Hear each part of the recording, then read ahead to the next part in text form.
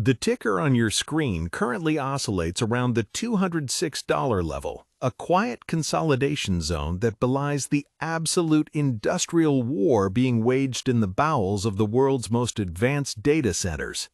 With a market capitalization now hovering near $5.43 trillion, Nvidia is no longer just a chip company, it is the central bank of the artificial intelligence age. Yet, as the retail crowd fixates on moving averages and the next CPI print, they are entirely missing the structural physics bottleneck that defines this era. While the talking heads debate whether AI spending is hitting a plateau, the real story is playing out in the physical architecture of the rack itself. We are currently trapped in a copper optical stalemate. For years, the narrative pushed by Wall Street was that high-speed optics would immediately replace copper cabling within the server rack. It was a clean, high-growth story for optical component makers. Reality, however, is much messier. Jensen Huang's recent pivot at GTC 2026, clarifying that copper cables will remain dominant for intra-rack scale-up well into 2027, was a masterstroke of architectural engineering that left the optical replacement thesis in tatters. The physics is undeniable. As GB200 racks push toward 120 kilowatts of power consumption, the thermal tax of constant electro-optical conversion is too high. Copper provides zero-power, ultra-low latency connectivity where it matters most, inside the rack.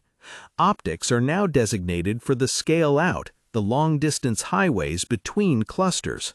This isn't just a supply chain footnote, it is a fundamental shift in capital expenditure priorities that most retail investors, still chasing the AI all-the-time narrative, have completely failed to price in. The institutional heavyweights are playing a game of patience that retail traders, with their twitchy fingers and short-term options exposure, are ill-equipped to understand. Zooming out, you see that the violent volatility, that gut-wrenching correction through June and the subsequent sideways drift through July wasn't a sign of weakness, it was a massive, controlled absorption phase. Institutional capital is effectively using these semiconductor sector jitters to deepen their moat, buying the fear while retail accounts are shaken out by the noise of headline-driven volatility. As Nvidia heads towards its fiscal second quarter earnings on August 26th, with revenue guidance set firmly around the $91 billion mark, the positioning is becoming clear. The smart money is betting on the durability of the Blackwell architecture and the transition to agentic AI. The moving average cluster near the $200 to $202 zone has become the new battleground, a level that the algorithms are defending with surgical precision. Ask yourself, are you still sitting on the sidelines waiting for a pullback that the institutions are already buying? Or are you actually tracking your own exposure to these critical infrastructure pivots? To understand why Nvidia remains the apex predator, you have to look past the GPU chipmaker label that still clutters outdated financial reports. Today, Nvidia operates as a sovereign-level systems integrator. When you look at their historical framing, the legacy of gaming cards and early data center cycles, it's like comparing a stone tool to a supercomputer.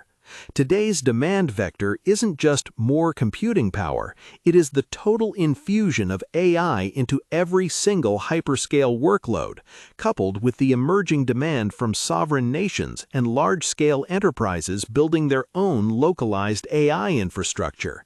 Nvidia's move to shelf the Rubin CPX chip in favor of more flexible long-term architectural plays shows a company that is no longer reacting to the market, it is defining the roadmap for the entire industry.